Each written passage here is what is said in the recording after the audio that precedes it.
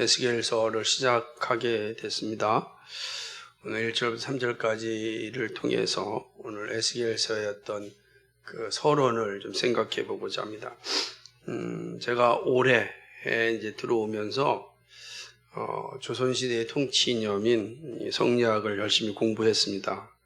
그 공부하면서 가끔씩 들었던 생각이 있었는데, 내가 조선시대에 태어났으면 어땠을까? 어떤 삶을 살았을까? 이러한 뜬금없는 질문이었습니다. 혹시 내가 이황과 이희보다 먼저 태어났으면 어땠을까? 혹은 내가 이황과 이희 이후에 태어났으면 정약용과는 어떤 관계를 맺었을까? 여러 가지 이제 생각을 했습니다. 그러나 다 부질없는 생각이죠. 제가 태어난 건 20세기니까. 그래서 제가 20세기에 태어났고, 감사한 건 복음이 편만하게 퍼진 시대에 태어난 거, 또 얼마나 또 감사한 일인지 모릅니다. 사람은 누구나 예외 없이 그 시대의 산물입니다. 그 시대를 떠나서 그 사람은 존재할 수가 없습니다.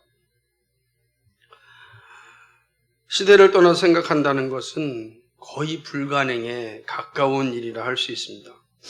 그런 의미에서 구약 시대의 선지자들은 참 위대한 분들이다, 이렇게 말할 수 있습니다. 그 이유는 이분들은 자신들의 시대를 살면서 다가올 시대를 알려준 분들이기 때문에 그렇습니다. 내 시대를 살면서 다가올 시대에 대하여서 가르쳐 주신 분들입니다. 저는 그래서 선지자라고 하는 게 얼마나 위대하고 거룩하고 존귀한가 생각을 합니다.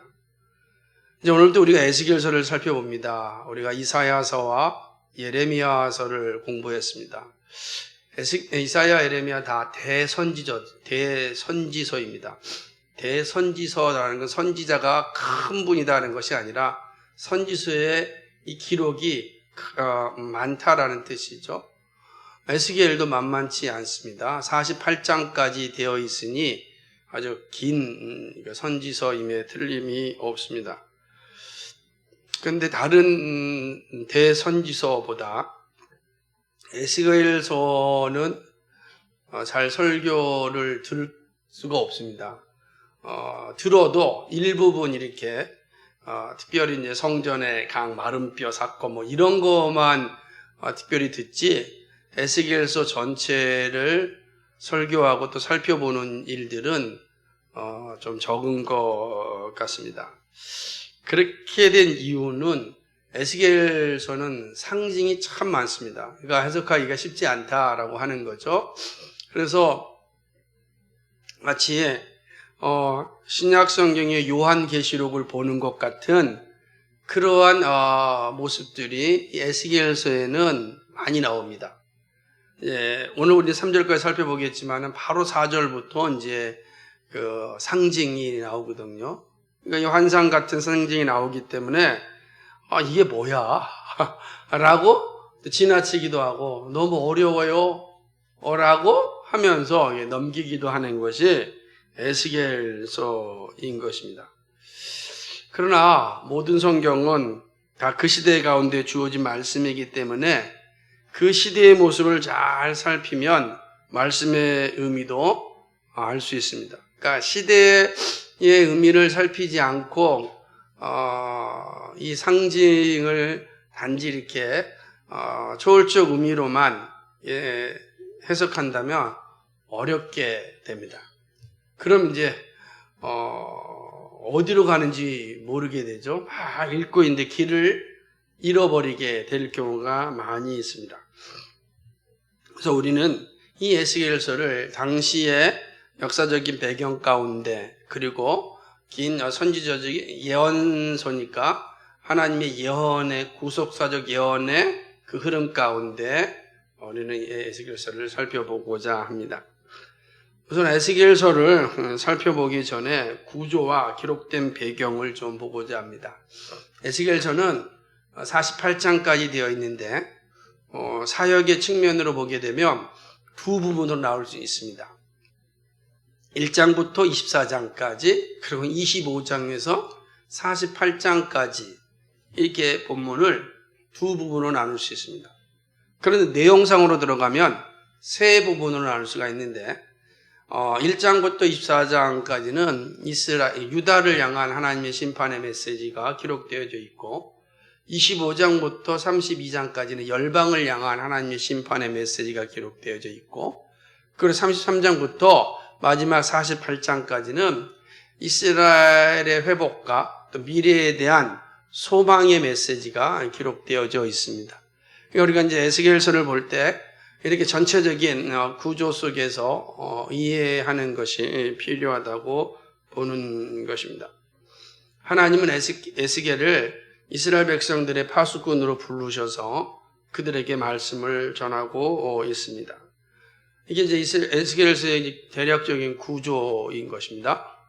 에스겔서가 기록된 배경을 우리가 살펴보겠습니다. 배경이 중요하다 그랬죠. 왜냐하면 그 시대의 산물이기 때문에 그 시대가 어떤 시대인지를 잘 이해하는 게 성경을 이해하는 데 매우 큰 도움이 되기 때문에 그렇습니다. 에스겔이 사역하였던 곳은 이스라엘이 아니라 바벨론입니다. 오늘 3절에 보니까 뭐라고 써 있습니까? 같이 읽어볼까요? 시작. 갈대아 땅 그발 강가에서 여호와의 말씀이 부시 아들 제사장 나 에스겔에게 특별히 임하고 여호와의 권능이 내 위에 있느니라. 아멘. 이렇게 얘기했죠. 여기 보니까 갈대아 땅 그발 강가 되죠. 1절에도 내가 그발 강가 사로잡힌 자 중이죠. 그러니까 그발 강가인데 그발 강가가 어디냐라고 할 때 3절에 갈대아 땅에 있는 그발 강가죠. 갈대아 땅은 주로 어디를 얘기하는가? 바벨론을 이제 이야기하는 것입니다. 근데 바벨론의 그발 강가는 또 어디겠는가? 예를 들자면은 이렇게 볼 수 있죠. 대한민국의 낙동강. 그러면 대한민국 낙동강 이게 되게 모르는 사람은 어렵잖아요. 대한민국의 낙동강이 서울에 있는 거예요. 경기도에 있는 거예요. 경상도에 있는 거예요. 이렇게 질문할 수 있죠. 그럼 이 그발강가, 바벨론의 그발강은 어디에 있는가? 이거 좀 생각해 볼 수 있지 않겠습니까? 그발강가는 이 에스겔서 3장 15절을 한번 볼까요? 3장 15절을 보면은 뭐라고 기록되어져 있냐면, 이에 내가 델 아빕에 이르러 그 사로잡힌 백성 곧 그발강가에 거하는 자들에게 나아가 이렇게 기록되어 있죠. 그러니까 그발강가에 거하는데 거기가 어디냐면 델 아비브입니다. 그러니까 델 아비브가 어딘가 정확히 몰라요. 그러나 어쨌든 간에 바벨론에 있는 델 아비브 거기에 있는 그발강가에 있는 유대인들에게 하나님께서 이 말씀을 전했다라고 하는 거죠.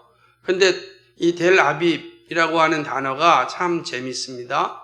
왜 그러냐면 지금 현재 이스라엘의 수도가 델 아비브예요.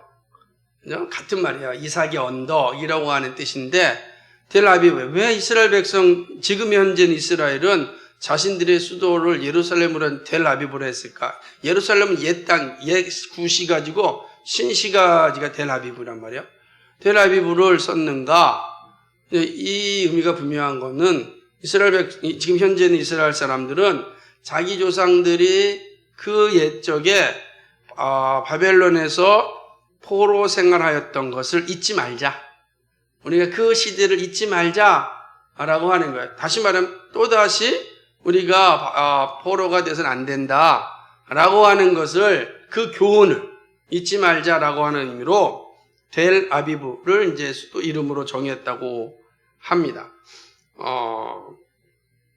참 의미 있다고 봅니다. 그러니까 에스겔이 하나님께 말씀을 받은 시점은 언젠가 1절 보니까 30년 4월 5일입니다. 그죠? 30년 4월 5일. 그 이상이 이제 에스겔에게 나타난 것을 보게 되는 겁니다. 여기 30년이라는 게 어떤 의미일까? 도대체 뜬금없이 제30년 4월 5일 그랬으니까 4월 5일 우리에게는 익숙한 식목일인데 이 제30년은 어떤 의미를 가지고 있을까? 그래서 많은 학자들이 이 부분에 대해서 이야기를 하지만 일반적으로 이 30년은 이 에스겔의 나이로 봅니다. 그러니까 에스겔이 몇 살 때요? 30세가 됐을 때 하나님의 말씀을 받았다라고 하는 겁니다. 그렇게 보는 것은 3절에 보니까 부시 아들 제사장 나 에스겔에게 라고 하고 있거든요. 그러니까 지금 에스겔이 뭐예요? 제사장 이 직분이죠. 이거를 볼 때 30살이다 라고 하는 거예요. 왜 그러냐면 유대법에 의하면, 그러니까 율법에 의하면 제사장이 될 수 있는 최소의 나이가 30세입니다. 그러니까 25살 때부터 5년 동안 훈련을 받고 30세 때부터 제사장이 되어서 이제 50세까지 봉사를 하죠. 민수기 4장 30절을 보면 30세 이상으로 50세까지 회막 봉사에 임참하여 이렇게 돼 있거든요. 그러니까 제사장은 30세부터 시작하는 거예요. 그래서 50세까지 하니까 여기서 이 30년이라고 하는 건, 그리고 3절에 제사장이라고 하는 걸 볼 때 에스겔이 지금 나이가 30이다. 그리고 제사장으로 지금 임명받을 때 하나님께서 말씀을 주셨다. 이렇게 이제 볼 수가 있는 것입니다. 자, 그러면 에스겔이 태어난 지가 30년이라면 그는 언제 출생하였을까 생각해 볼 수 있는데, 그것은 2절에 보니까 여호와긴 왕에 사로잡힌 지 5년 그 달 5일이라 이렇게 기록되어 있습니다. 그러니까 여호야긴의 왕 사로잡힌 5년이에요. 그냥 것이 이제 이 에스겔의 출생 연도를 알 수 있는 단서가 되는 겁니다. 사실 이제 좀 살펴보겠지만 에스겔이 태어난 지 30년이라면 그는 주전 622년에 출생하였습니다. 622년은 어떤 해이냐면 요시야가 이제 왕으로서 있는 시대고, 특별히 hil기야에 의해서 율법책이 발견됩니다. 그래서 복음의 부흥이 일어난 시점이 바로 622년이에요. 그러니까 영적으로 부흥하는 시점에 에스겔은 태어납니다. 그래서 이제 그 부흥의 시점이 어린 시절을 보내게 되는 것이죠. 그러나 주전 609년에 요시야 왕이 죽습니다. 그러니까 609년에 이제 왕이 죽게 되는, 그러니까 영적 부흥을 일으켰던 요시야 왕이 무기토 전쟁에서 죽게 되죠. 그리고 요시야를 이어서 누가 왕이 되냐면 여호야김이 이제 왕위에 오릅니다. 김입니다. 우리 김씨처럼 김. 이게 중요한 거예요. 왜냐하면 헷갈리면 안 되니까 긴이냐 김이냐 할 때 여호야김이 이때부터 4년 동안 이제 이집트의 속국으로 살아갑니다. 이집트의 지배를 받고 이집트를 섬기면서 이 여호야김이 이제 통치를 하게 되는 것이죠. 자, 요런 시점이에요. 근데 그러니까 609년인데 그해 4년 후에 605년에 주전 605년에 바벨론의 느부갓네살이 전쟁을 치릅니다. 전쟁을 하는 거예요. 그러니까 이집트 왕의 이름이 바로 느고인데 이 바로 느고와 전쟁을 합니다. 그 전쟁이 그 유명한 갈그미스 전투입니다. 우리가 사실은 예레미야 하면서 이 사실을 제가 다 말씀드렸지만 다시 한번 또 같이 겹치는 기간이기 때문에 말씀을 드리는 것입니다. 이 전쟁에서 바벨론이 승리합니다. 그리고 이제 이집트가 지게 되는 거죠. 이때 느부갓네살은 이스라엘을 침공합니다. 이때 이스라엘은 남쪽 유다를 얘기하는 겁니다. 북쪽 이스라엘을 얘기하지 않고 북쪽 이스라엘은 이미 주전 721년에 이제 멸망했기 때문에 이때 남은 것은 남쪽 유다 얘기예요. 남쪽 유다를 이제 침공하게 되는 것입니다. 여호야김은 이 느부갓네살, 그러니까 이 바벨론의 침략에 대하여서 앞으로는 그 이집트의 속국으로 살지 않고 바벨론과 바벨론 왕을 잘 섬기겠습니다 라고 하는 그 서약으로 왕위를 유지합니다. 그러니까 여호야김이 바벨론의 침략을 받았지만 여전히 왕위를 유지하는 것은 바벨론을 잘 섬기겠다는 그런 조건이었습니다. 이때 이제 느부갓네살은 그 조건을 받고 유다의 아주 훌륭한 청년들, 재능 있는 청년들을 데리고 갑니다. 포로로 데리고 가는 거예요. 다 데리고 가죠, 청년들을. 이때 데려감을 당했던 사람이 누구냐면 우리가 잘 알고 있는 바벨론과 새 친구들입니다. 1차 침공에게 바벨론이 이스라엘을 1차 침략할 때 다니엘과 새 친구를 비롯한 남쪽 유다의 그 유능한 그 청년들을 데리고 바벨론으로 갑니다. 바벨론으로 데려가서 그들이 왕궁에서 이들을 융숭하게 대접하고 이들에게 언어와 문화를 가르치고 바벨론을 통치하는 일에 있어서 귀하게 사용될 그런 사람들을 데리고 가는 것입니다. 여호야김은 3년 동안 정말 바벨론을 열심히 섬깁니다. 최선을 다해서 섬기게 되는 것이죠. 그런데 주전 602년입니다. 그러니까 605년에서 이제 3년이죠. 3년 후에 602년에 여호야김이 아무 이도 없이 이제 바벨론을 향해서 반란을 일으킵니다. 이때 예레미야 선지자가 반란 일으키지 마라. 바벨론에 항복하고 바벨론에 포로로 잡혀가면 거기서 집도 짓고 결혼도 하고 자녀도 낳고 잘 살아야 된다라고 그렇게 이야기했습니다. 그런데 여호야김은 예레미야 선지자의 말을 듣지 않죠. 그리고 예레미야 선지자가 기록한 하나님의 말씀 두루마기도 다 불로 태워버리고 마는 것입니다. 이렇게 돼버리고 말았습니다. 그러자 598년에 주전 598년에 느부갓네살 왕이 2차로 예루살렘을 침공합니다. 그죠? 그리고 그때 2차 침공하면서 예레미야 선지자의 말씀처럼 여호야김은 폐위가 되고 성 밖으로 내어 던짐을 당합니다. 예레미야 22장 19절에 있는 것처럼 그가 끌려 예루살렘 문 밖에 던지우고 나귀같이 매장함을 당하리라.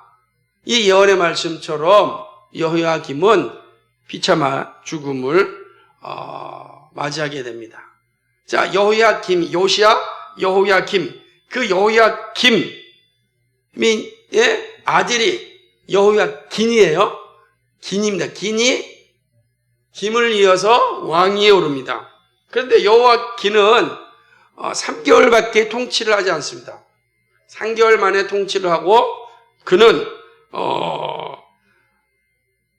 바벨론으로 이제 포로 신세가 됩니다. 이때 2차 침공 후에 여호야긴이 왕위로 오르고 3개월이 되었지만 왕위가 폐위가 되어지고 바벨론으로 갈 때에 왕 혼자 가지 않고 이때 아주 이스라엘에 남아있는 용사들, 군인들, 이 용사들과 함께 각종 기술자들, 훌륭한 재능 있는 들을 이 사람들을 다 데리고 바벨론으로 가게 됩니다. 이때 바로 에스겔도 포로가 되어서 바벨론으로 가게 됩니다. 몇 년이죠? 598년이죠. 이때 에스겔도 바벨론으로 이제 포로가 되어서 잡혀가게 되는 거죠. 이게 2차 바벨론의 침공인 것입니다. 바벨론은 여호야긴의 삼촌인 시드기야를 왕으로 세우고 11년을 통치합니다. 그러니까 11년 동안 시드기야는 정말 열심을 다하여서 바벨론을 섬깁니다. 그러니까 요 시기죠. 시드기야가 지금 11년 동안 남쪽 유다를 다스리고 있을 때 에스겔은 어디에 있어요? 바벨론에 있는 시점입니다. 이해가 되시죠? 다시 되는 것입니다. 근데 시드기야도 선지자 예레미야의 말씀을 듣지 않습니다. 시드기야는 한술 더 떠서 예레미야를 감옥에 가두기까지 합니다.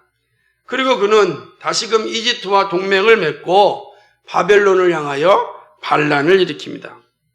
그러자 바벨론이 다시금 이스라엘, 유다를 침공합니다. 이게 3차 침공입니다. 그리고 3차 침공을 통하여서 이스라엘은 완벽하게 파괴가 됩니다. 그게 주전 587년입니다. 그러니까 11년 통치한 이후에 예루살렘은 이제 완전히 폐허가 되고 다 불살라지죠. 이때 우리가 예레미야를 살피면서 보았죠. 이때 뭐가 사라집니까? 솔로몬 성전이 사라지고 맙니다. 불태워지죠. 그리고 예루살렘 성 안에 있는 모든 집들이 다 불태워짐을 당합니다. 완전히 폐허가 되고 마는 것이죠. 그리고 시드기야는 어떻게 됩니까? 예레미야 52장 11절을 보게 되면 시드기야의 두 눈을 빼고 사슬로 결박하여 바벨론으로 끌어다가 그 죽는 날까지 오게 두었더라. 두 눈이 빼앗김을 당하고 감옥에서 죽게 되는 것입니다. 이게 지금 에스겔에 있는 역사입니다. 그런 이제 여기서 다 정리한다면 나이 30세가 되던 해, 즉 제사장으로 서열을 받는 그 해는 여호야긴 왕이 사로잡힌 지 5년 5일입니다. 아직까지 여호야긴은 바벨론에 살아 있습니다. 살아있는 시점이에요. 5년 5일이에요. 그러면 여호야긴 왕이 바벨론에 포로로 잡혀갔던 해가 주전 597년입니다. 그럼 5년을 빼면은 하나님의 말씀이 임하고 제사장이 됐던 해가 언제입니까? 592년이 되는 겁니다. 그러니까 에스겔은 바벨론에 올 때 이스라엘에서 나이가 몇 살이었습니까? 25살이었습니다. 25살은 그때부터 제사장으로서의 준비를 해야 되는데 준비를 하는 것이 아니라 포로 생활을 하게 됩니다. 그 이스라엘에서 바벨론까지 포로로 잡혀가고 포로 생활을 하게 되는 거죠. 5년 동안 참으로 힘들고 어려운 삶을 삽니다. 이제 고난의 길을 걷죠. 젊은 이 나이에 정말 이제 그 힘든 과정들을 다 겪게 되는 것입니다.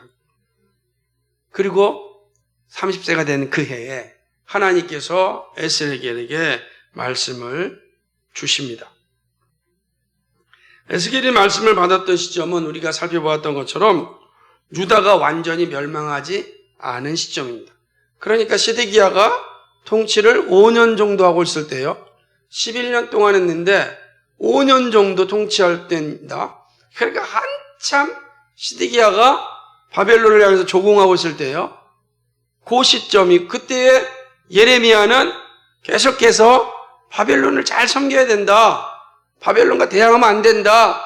라고 말씀을 전한 그 시점에 에스겔은 포로로 1차, 2차 포로로 잡혀가 있는 바벨론에 있는 유대인 공동체를 향하여서 이 말씀을 주시는 겁니다. 그러니까 예레미야는 예루살렘 공동체에 말씀을 줬다고 한다면 에스겔은 데라비, 다시는 바벨론에 포로로 잡혀간 유대 공동체에게 하나님의 말씀을 주셨습니다. 그러니까 에스겔은 지금 누구를 향하여 이 말씀을 주냐면 바로 포로 상태에 있는 유대인들에게 주는 말씀이다 라고 하는 것입니다. 이게 왜 중요하냐? 1차로 잡혀온 사람들 가운데 우리가 잘 알고 있는 다니엘과 세 친구가 있습니다. 앞으로 다니엘서를 살펴보겠지만 다니엘서를 보게 되면 왕궁에서 융숭한 대접을 받지 않습니까?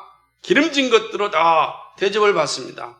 그러니까 1차로 데려온 그 많은 사람들, 똑똑한 사람들, 지식인들, 이런 사람들에게 이 바벨론은 정말로 융숭한 대접을 해서 바벨론화 시키길 원했습니다. 문화 통치라 그래요?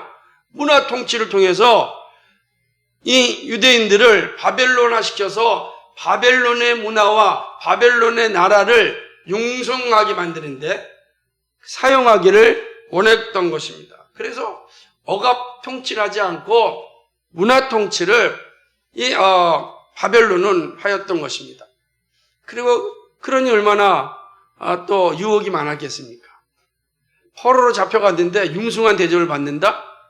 이거는 정말로 생각하지 않았던 일들이 이스라엘 백성들이 일어난 거예요. 왜냐하면 과거로 한번 돌이켜본다면 이스라엘 백성들이 포로 생활했던 기억이 있습니다. 언제죠? 이집트란 말이에요. 이집트에서 포로 생활할 때 얼마나 힘들었습니까? 너무너무 힘들어서 하나님께 탄식하지 않았습니까? 하나님이 그 소리를 듣고서 그들을 해방시켜 주셨어요. 근데 바벨론에선 탄식 소리가 없는 거예요.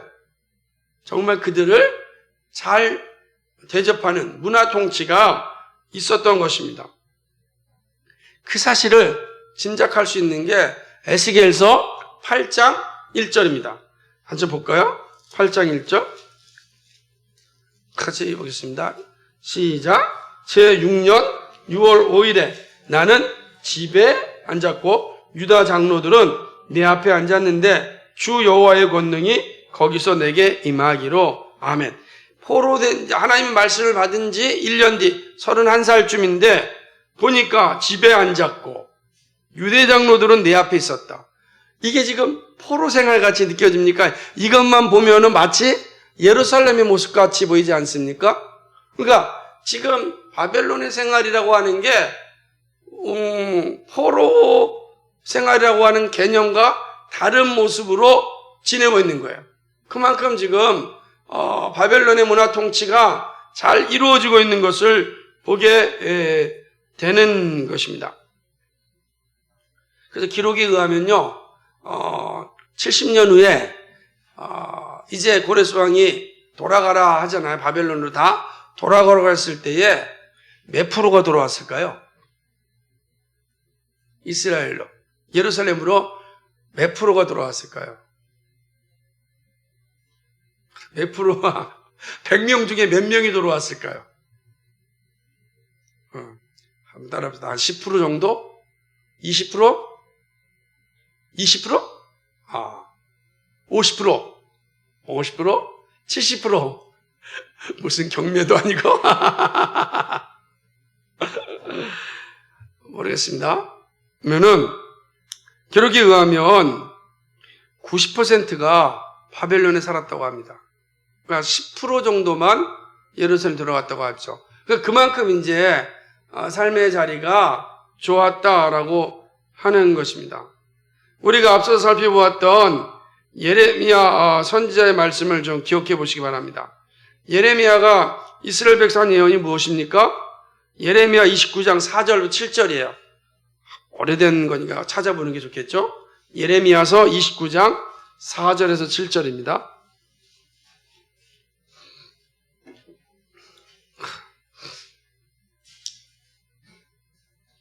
같이 찾았습니까? 29장 4절에서 7절. 예레미야 29장 4, 7절 같이 읽습니다. 시작. 만군의 여호와 이스라엘의 하나님, 내가 예루살렘에서 바벨론으로 사로잡혀가게 한 모든 포로에게 이같이 이르노라. 너희는 집을 짓고 거기 거하며 전원을 만들고 그 열매를 먹으라. 아내를 취하여 자녀를 생산하며 너희 아들로 아내를 취하며 너희 딸로 남편을 맞아 그들로 자녀를 생산케 하여 너희로 거기서 번성하고 쇠잔하지 않게 하라. 너희는 내가 사로잡혀 가게 한 그 성읍에 평안하기를 힘쓰고 위하여 여호와께 기도하라. 이는 그 성이 평안함으로 너희도 평안할 것임이니라. 아멘. 이해되시죠? 그러니까 예레미야 선지자는 너희가 가면은 너희도 아내를 취하라 그러고 또 뭐냐 너희의 아들도 아내를 취하라 그러는 거예요. 그러니까 대대손 거기서 잘 살으라라고 하는 말이죠. 그리고 바벨론이 그만큼 잘 살 수 있도록 열어주잖아요. 예를 들면 다니엘 같은 경우는 총리가 되잖아요. 그러니 기회만 주어지고 열심을 다하면 바벨론에서도 얼마든지 성공할 수가 있고 부유한 삶을 살 수가 있는 거예요. 예루살렘에서보다 더 부유한 삶을 살 수 있는 기회가 바벨론에 여전히 주어진 겁니다. 그런 상황이죠. 바벨론에서 살면 포로이지만 견딜 수 있었습니다. 거기에는 장로들이 있었습니다. 놀랍게도 솔로몬 성전은 사라졌지만 바벨론에서 새롭게 생긴 예배처소가 있는데 회당이 생깁니다. 회당은 예배를 드리는 곳이 아니라 교육하고 교제하는 곳이에요. 교육하고 교제하는 이 회당이 생긴 겁니다. 그래서 그들이 그 회당이 생기니까 더 이상 아마 예루살렘에 대한 기억이 크게 크지 않았을지 몰라요. 어찌됐든 간에 바벨론에서의 생활이라고 하는 건 좀 더 이렇게 예레미야 선지자가 예언했던 것처럼 그곳에서 안정을 취하며 살게 됩니다. 몇 년 동안요? 70년 동안 그곳에서 살게 되는 것이죠. 하지만 에스겔서의 말씀을 보면 바벨론에 거하고 있는 이스라엘 백성들의 영적인 상태는 그리 건강한 상태가 아니었습니다. 예레미야 선지자는 집을 짓고 살지만 그 땅의 우상은 섬기지 말라고 하였습니다. 그러니까 그 땅에 살지만 우상까지 섬기라 그런 건 아니란 말이에요. 그래서 우리가 앞으로 에스겔을 살펴보겠지만 바벨론 땅에서 안정을 취하는 이들에게 있어서 가장 큰 유혹은 똑같이 유상숭배가 되는 겁니다. 그래서 하나님께서는 이스라엘 백성들에게 에스겔을 통하여서 이 말씀을 주는 겁니다. 그래서 심판과 그 다음에 회복의 메시지를 주면서 왜 지금 우리가 이런 상태에 와 있는가를 기억해라. 그리고 우리가 이런 상태에 영원히 살 것이 아니고 회복의 날이 온다라는 말씀을 주는 것입니다. 하나님은 포로로 잡혀있는 이스라엘 백성들을 향하여 선민의식을 기억할 것을 말씀합니다. 선민의식이라고 하는 것은 언약 백성의 정체성입니다. 하나님께 택함받은 자로서 어디에 있든지 언약에 근거하여 살 것을 말씀합니다. 언약은 말씀이니까 말씀에 근거하여 살 것을 강조하는 것입니다. 에스겔서는 이스라엘 향한 심판, 또 열방을 향한 심판, 그리고 이스라엘의 미래의 회복을 위한 말씀으로 구성되어 있습니다. 포로 생활을 살아야 하는 이스라엘 백성들이 어떤 신앙의 자세를 가져야 하는지를 에스겔서는 강조합니다. 솔로몬 성전은 사라졌지만 여전히 언약 백성입니다. 하나님은 포로가 된 현실이 어떻게 된 일인지 자세하게 말씀합니다. 지금 우리가 왜 여기 포로로 잡혀왔는지 이미 예레미야 선지자 끊임없이 말씀해 줬지만 다시금 바벨론 공동체에 있는 유대인 공동체를 향하여서 하나님은 에스겔을 통하여 다시금 강조합니다. 그것이 에스겔서 2장 3절과 4절이에요. 한번 볼까요? 2장 3절과 4절 같이 읽겠습니다. 시작. 내게 이르시되 인자야 고 패역한 백성 나를 배반하는 자에게 보내노라. 그들과 그 열조가 내게 범죄하여 오늘날까지 이르렀나니 이 자손은 얼굴이 뻔뻔하고 마음이 강팍한 자니라. 내가 너를 그들에게 보내노니 너는 그들에게 이르기를 주 여호와의 말씀이 이러하시다 하라. 아멘. 지금 여기는 이스라엘 자손들 바벨론에 있는 이 유대 공동체를 향하여서 정확하게 말씀합니다. 왜 지금 이 자리에 와 있게 됐는가? 패역하였기 때문이다. 너희가 하나님의 말씀을 섬기지 않고 하나님이 주신 은혜에도 은혜에 대해 합당한 살지 아니하는 이 뻔뻔함, 강팍한 그 자세가 오늘 이 자리에 있게 한 것이다. 이게 말씀하시는 것이죠. 이스라엘이 포로가 된 현실은 자신들이 범한 죄 때문입니다. 하나님을 배반하여 지금 바벨론에 있는 것입니다. 그 사실을 바르게 깨닫지 못한다면 더 이상 소망이 없습니다. 소망은 자신의 죄에 대한 깨달음이 있어야 되는 거예요. 그래서 정확하게 선지자를 통하여서 이 죄를 지적하는 거죠. 사실 그게 복음이거든요. 복음은 죄를 깨닫고 회개하여 구원에 이르게 하시는 거예요. 이게 하나님의 일하심입니다. 그러나 하나님의 이스라엘 백성들을 다시금 회복시키기를 원하십니다. 그들이 회개하여 다시금 자녀의 자리에 서기를 원하시는 거죠. 예레미야 선지자 예언처럼 70년 후에 회복합니다. 우리가 예레미야를 보면서 왜 70년일까? 이 질문을 하지 못했어요. 그죠? 여러분 궁금하지 않아요? 왜 70년이죠? 왜 하필 70년일까요? 100년도 아니고 700년도 아니고 50년도 아니고 우리나라 같으면 뭐 주로 50주년, 100주년하고 기념을 할 텐데 왜 70년일까? 이건 역대기 기자를 통하여서 우리가 알 수 있습니다. 역대기 기자는 포로 이후에 70년이 끝난 이후에 돌아와서 쓴 말씀이 역대기란 말이에요.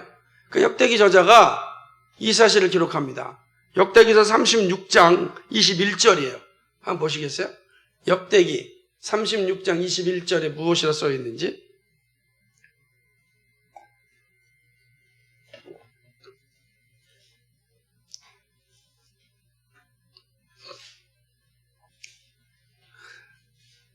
역대하, 죄송합니다. 역대기 그러니까 못 찾죠. 역대하 36장 21절. 역대하 36장 21절입니다. 같이 읽겠습니다. 시작. 이에 토지가 황무하여 안식년을 누린 같이 안식하여 70년을 지내었으니 여호와께서 예레미야 입으로 하신 말씀이 응하였더라. 역대기 이 저자는 예레미야가 예언한 70년이 성취됐다라고 이야기하면서 토지가 황무하여 안식년을 누린 같이 안식한 기간이 70년이다 이렇게 기록한 겁니다. 70년이 안식년이라는 거예요. 왜냐하면 하나님께서 이스라엘 백성들에게 준 중요한 그 법이 있는데 그 안식일을 지켜라. 6일 동안 일하고 하루 쉬어라. 6년 동안 땅을 개간하고 1년 안식년 해라. 그 다음에 49년, 실제 49년하고 50년째 희년을 지켜라. 라는 거였어요. 근데 이스라엘 백성들은 안식일을 잘 지켰는데 안식년을 지키지 않은 겁니다. 안식년을 지키지 않았어요. 안식년을 지키지 않았습니다. 그래서 안식년을 지키지 않은 그 해를 매년에 1년씩 하니까 70년이면 몇 년 동안 안식년을 지키지 않았어야 돼요? 그죠? 490년이죠. 490년을 안식년을 안 지킨 거예요. 그래서 안식년 안 지킨 490년 동안 그 70년을 하나님께서 징벌을 주시고 강제로 땅을 안식하게 한 거죠. 이게 일반적인 해석입니다. 이게 그럼 언제부터냐? 보통 이제 490을 어떻게 계산할까 할 때 엘리 시대, 엘리 제사장 시대가부터를 보는데 이때가 1107년 혹은에서 1167년 요 사이 여기서부터 시작한 것이다 이렇게 이제 보기도 합니다. 그러나 또 어떤 분들은 그렇게 보는 게 아니고 그렇게도 볼 수 있지만 그러나 사실은 그 연수가 그렇게 490년 정확히 나오기보다는 7년 매년 6년에 1년을 쳐야 되는데 이게 쉬지 않았다. 그래서 하나님께서 7년에 대한 10배 형벌을 내린 것이 10년이다.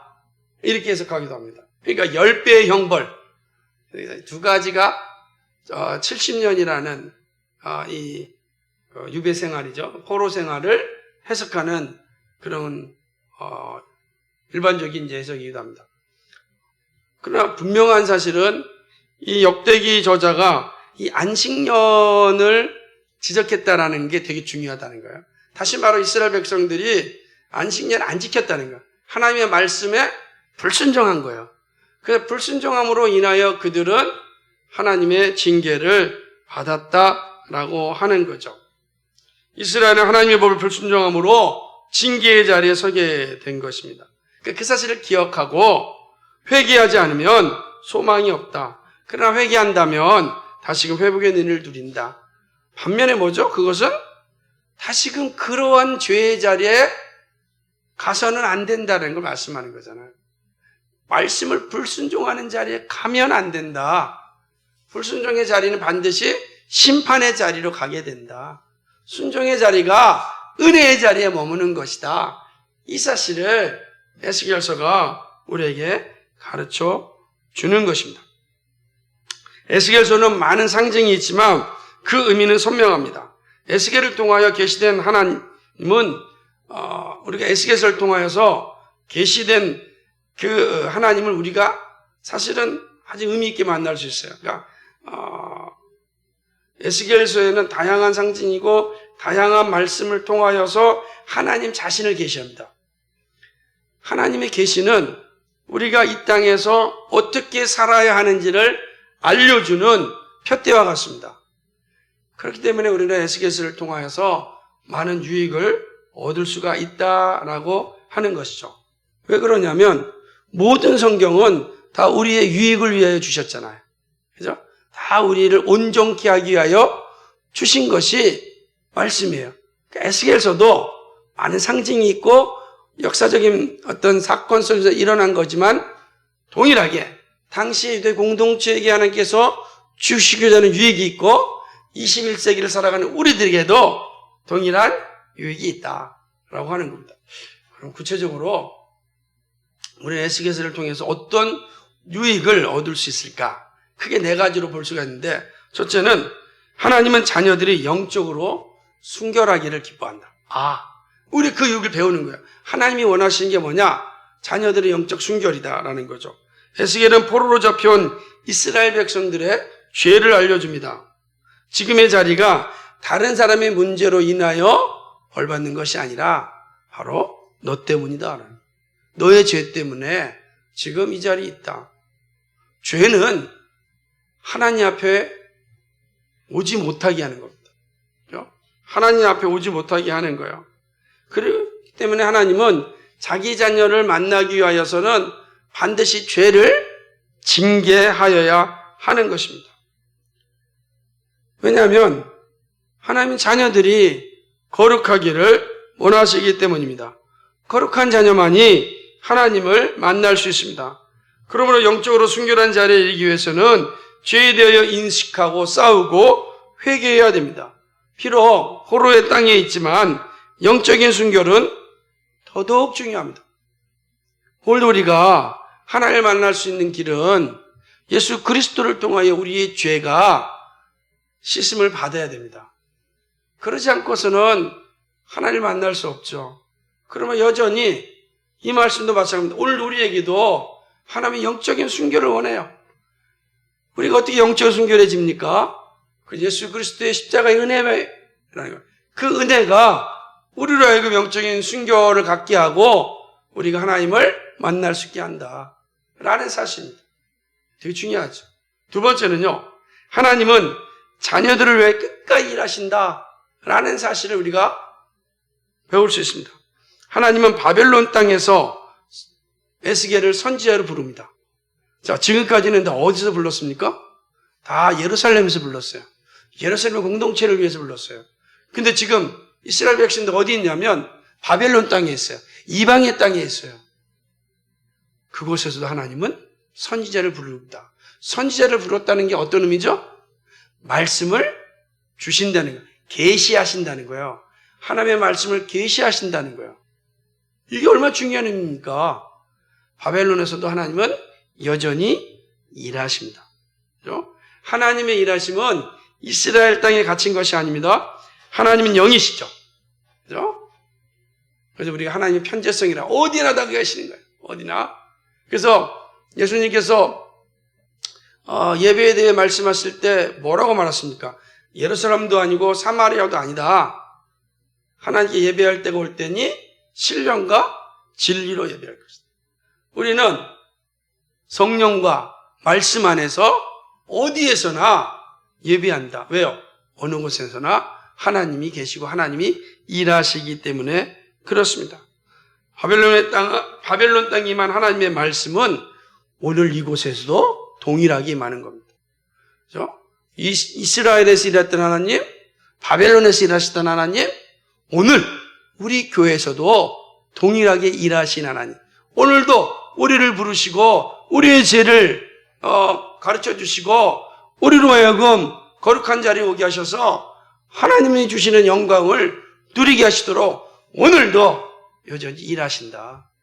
우리 에스겔을 통해서 바벨론의 선지자를 부르고 말씀을 주셨던 하나님은 오늘 대한민국 이 주교동에 이곳에 하나님의 말씀을 주신다. 그럼 이 말씀은 바벨론에 받았던 말씀, 예루살렘에 받았던 말씀과 동일한 말씀이다. 이게 중요한 점이죠. 이게 유익입니다. 세 번째는 하나님은 자녀들이 영적으로 강건하기를 원하시죠. 하나님의 포로 생활 가운데 사는 이스라엘 백성들의 죄를 지적합니다.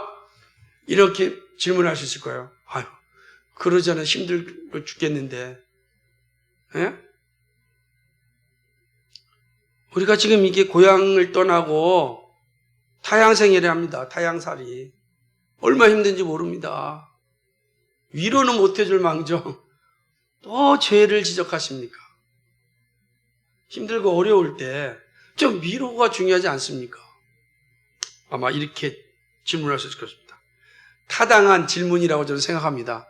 인간이라면 다 이렇게 질문할 수 있습니다. 그런데요, 하나님께서는 위로 전에 죄를 지적합니다. 죄로부터 회개할 것을 강조하시죠. 왜 그렇습니까? 자녀들이 앞으로 살아가야 할 험악한 세상에서 믿음을 지키려면 영적으로 건강하지 않으면 안 됨을 잘 알고 있기 때문입니다. 포로로 잡혀온 지 5년입니다. 몇 년 남았습니까? 65년이 남았어요. 자녀의 자녀가 낳을 겁니다.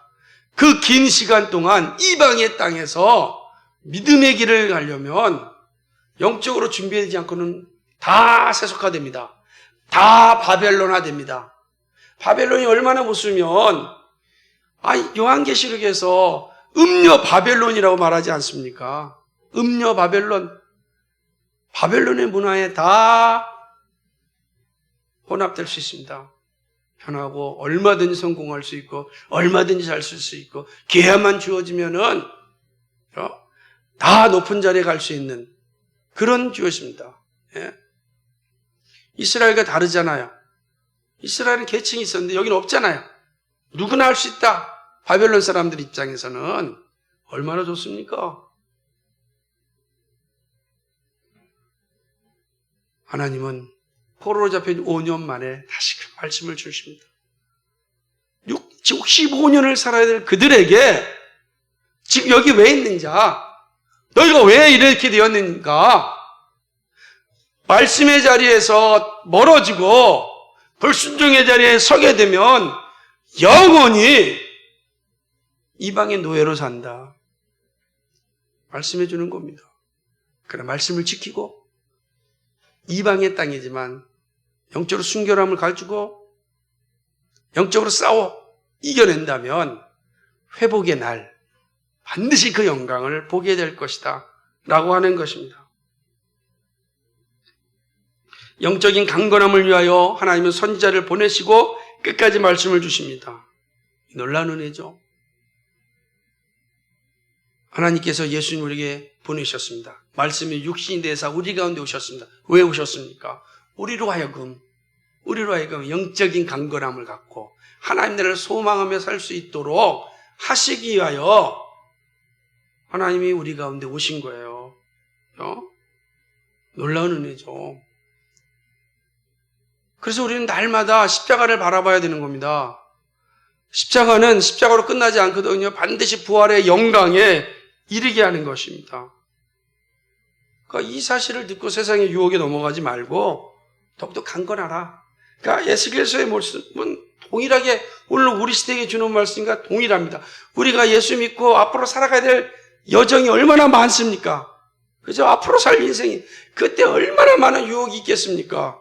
그 유혹을 이길 수 있는 길은 뭐라고요? 말씀이라는 거예요. 말씀입니다.